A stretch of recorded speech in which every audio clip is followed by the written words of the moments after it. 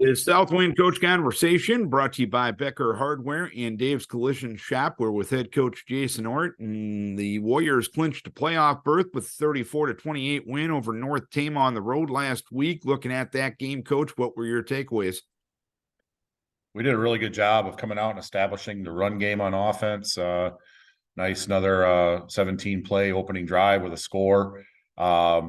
And we really kind of used that momentum through the first half and into the second half too as well.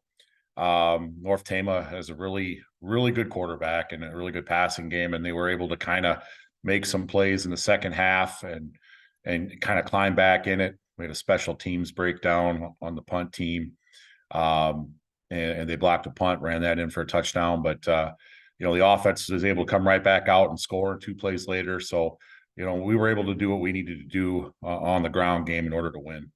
And 336 yards, 6.1 yards carry, 4 touchdowns in the ground game. Those are the type of numbers that make you smile ear to ear, right? Absolutely. Yeah. And, that's what we've been striving for. We've been, kind of floating around that 200, 225 per game average. And we told our guys, we challenged our guys this week to get that best effort, best execution on the season. We needed it the most, trying to clinch a playoff spot. And boy, our offensive line was ready to play. And you had a 62-yard touchdown run. You had a 38-yard touchdown run, a pick 6 from Braden Todd. Big plays are so key on what was a de facto playoff game for you last week. How important were those momentum-changing plays that you were able to get?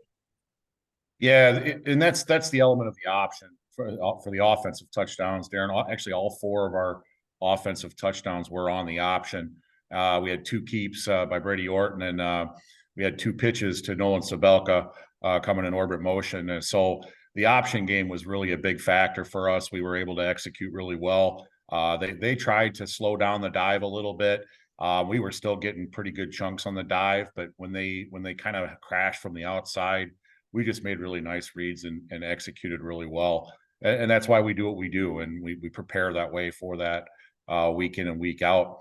As far as the defense goes, Braden Todd, we've been having to use a lot of these younger guys in multiple roles this season. And Braden Todd's played defensive tackle, defensive end. This week we had him play linebacker, and he just did a really good job of keeping his head on a swivel, sat in that hook curl zone and picked off the slant route and ran it back for a touchdown. And so it was just, great preparation on his part.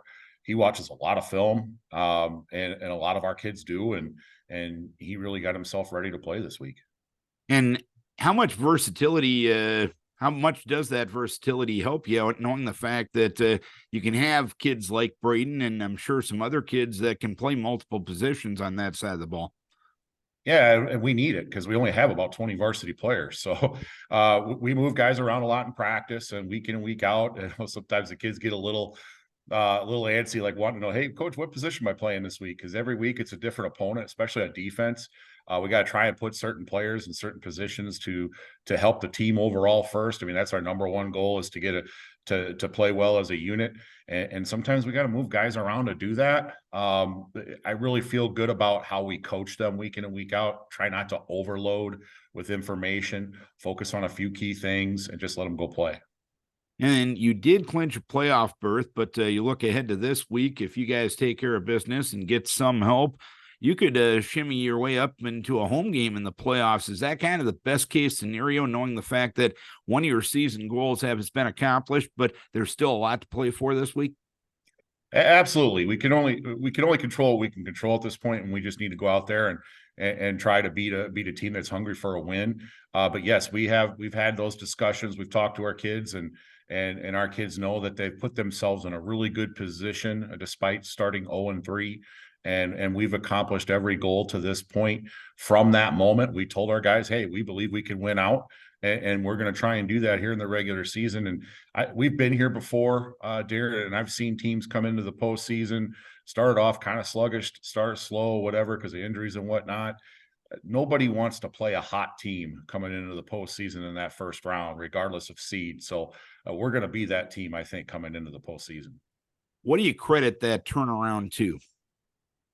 I just think the development of our kids and just the fact that we've kept things simple from a coaching standpoint, put our kids in the best position.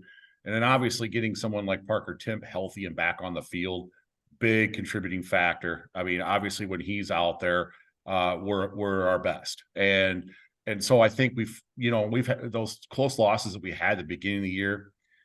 We can sit and say, well, if we were healthy, how would we have done? But we're really happy with where we're at right now, because I think that made us a better football team and made some of these younger guys have to fit into some roles and get out of their comfort zone a little bit. And it just made us closer and just made us stronger, I think, throughout the course of the season. And you got BCLUW coming to town. You mentioned they're going to be hungry for a win. They're 0-7 right now. Looking at them on film, what challenges do they present? They have a really special talent in their wide receiver, number 6.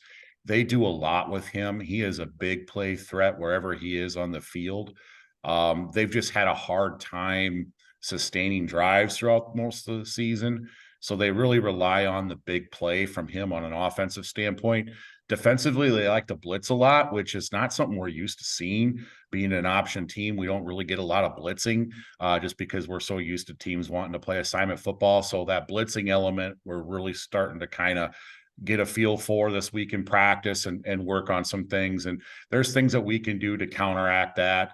But that's going to be a little bit of a challenge for us this week too as well. All right, Coach, hopefully you can end the regular season in style with victory, keep your kids healthy, and get ready for the playoffs on next week. We wish best of luck. Thank you, Darren. Jason Ohrt, head coach of the Southwind Warriors, brought to you by Dave's Collision Shop and Becker Hardware.